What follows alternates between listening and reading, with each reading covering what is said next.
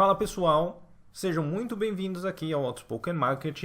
Meu nome é Leandro Guerra e hoje chegamos à aula número 13 do curso de R para Finanças Quantitativas, onde eu vou mostrar para vocês com mais detalhes como explorar uma base de dados dentro do R e como trabalhar com aquilo que a gente chama de valores ausentes ou os dados que são missings. Depois de tudo que a gente viu da introdução ao QuantMod e também do Trade System e das funções essenciais, nessa segunda etapa do curso, vamos dizer assim, eu vou ensinar para vocês melhor essa manipulação de dados, porque para qualquer análise um pouco mais sofisticada que você queira fazer, é um conhecimento essencial para se ter. Então, bora lá para o R. A estrutura inicial da aula de hoje vem dos códigos que a gente já viu anteriormente, para a gente conseguir carregar uma base de dados, ok? E nós também já vimos a função summary, que faz a descrição básica dos dados presentes no data frame e também faz as frequências e algumas estatísticas elementares, né? Só para recordar, mínima, se é um valor numérico, o que a gente tem no primeiro quartil, a mediana, a média e assim por diante. Se forem variáveis categóricas, ele vai mostrar, por exemplo, a soma ou a quantidade de cada uma das classes presentes naqueles dados. Aqui repare que de propósito eu carreguei os dados da cotação da Bovespa, porque tem aqui o nosso carinha da aula de hoje, que é também um ponto, que são os NAs, que a gente tem aqui 7 informações faltantes. Então, quais são as outras funções adicionais para fazer essa exploração de dados? A primeira coisa é o editor de dados. Então, se você chamar a função edit e chamar o dataframe, você vai abrir essa outra janelinha aqui ao executar o comando, que ela vai conter os dados que estão presentes ali no dataframe. Ah, Leandro, mas qual que é a diferença dessa função edit de quando a gente faz, por exemplo, o view do dataset, clicando ali no nome dele dentro do environment? A diferença principal que a gente vai ter é que aqui, como o nome sugere, você pode editar. Então, se você perceber que tem algum dado errado, ou se você quiser mudar o nome de alguma variável, vai funcionar mais ou menos igual um Excel. Então, eu venho aqui, mudo, por exemplo, essa primeira informação aqui que está como row names, eu coloco, por exemplo, como data. Dou aqui Enter, ok, e fecho o editor, ele já vai mudar. E aí você vai ter aquela primeira coluna que eram as datas como o primeiro elemento do dataset. Então essa é a diferença do edit para a função view. É também simples de você inserir novos dados. Então se você tem alguma outra variável adicional que quer ser adicionada aqui, ou se você quer adicionar uma outra linha lá no final do dataset, como eu disse, funciona exatamente como o Excel. Feito isso, existe uma outra função, que é a chamada str, que ela vai te mostrar a estrutura do dataframe.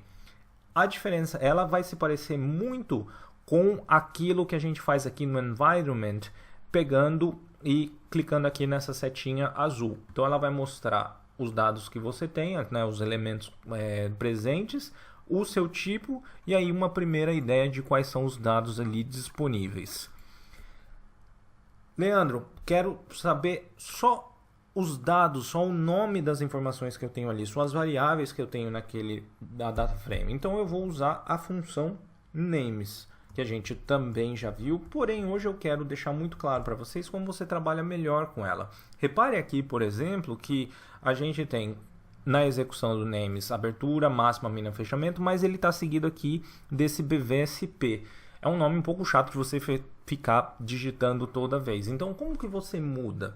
Lembrando que tudo no R pode ser atribuído ou manipulável como uma variável, você pode fazer o seguinte. Eu quero alterar que o names do Bovespa, tá? Ele vai receber um vetor contendo strings com essas novas informações. Então, eu posso fazer aqui open, high, e vou repetir exatamente a mesma quantidade, os nomes que eu quero dar aqui. Então, mínima, close, esqueci de colocar aqui entre aspas, Vamos colocar também por último aqui o volume e por fim esse valor ajustado, vamos chamar aqui de ajustado mesmo. Quando eu executo isso, você está vendo que eu estou atribuindo os nomes da BVSP exatamente esse vetor aqui. Quando eu executar e rodar o names mais uma vez aqui sozinho, você vai ver que automaticamente já foi mudado. Isso é muito bacana para fazer seleção de variáveis e para você ter controle exatamente do que você tem ali. Ah, Leandro, eu tenho um dataset muito grande, eu quero ter uma ideia do que tem nas primeiras linhas. É muito simples, você usa a função head daquele seu dataset e aí ele vai te dar as 6 primeiras linhas presentes ali. Se você quiser, você pode deixar a função head um pouco mais complexa, colocar um parâmetro nela, como por exemplo n igual a 10, e aí ao invés das 6 primeiras linhas, ele vai te mostrar as 10 primeiras linhas, para você já ter uma primeira ideia do que é aquela informação disponível. Consequentemente, você tem a função tail de cauda, que ela funciona de maneira análoga, só que mostrando as últimas linhas presentes no dataset. Da mesma forma, você pode manipular a função tail para saber exatamente qual é o número de linhas que você vai mostrar que estão ali presentes ao final daquela base, ok? Como eu faço uma seleção de dados simples? Você vai poder fazer da seguinte forma. Lembrando sempre que você tem o seu data frame. Para você acessar um conteúdo específico ali dentro, por exemplo, eu quero acessar a linha número 35 na variável que está presente na coluna número 5. Sempre que você fizer esse trabalho aqui com os data frames, você coloca entre os colchetes mais ou menos aqueles princípios que nós vimos ali na aula 10, estou aqui voltando no código para você ver, quando a gente criou aquela variável do deslocamento para poder identificar qual que é o nosso alvo, você faz exatamente a mesma coisa, entre colchetes, e aí o que você quer? Ah, eu quero ver, por exemplo, as primeiras 10 linhas, em substituição à função head. Você coloca primeiro argumento de 1, os 2 pontos vai simular de 1 até, e a linha que você quer, que é a linha 10. Certo? Então, esse primeiro conjunto representam as linhas.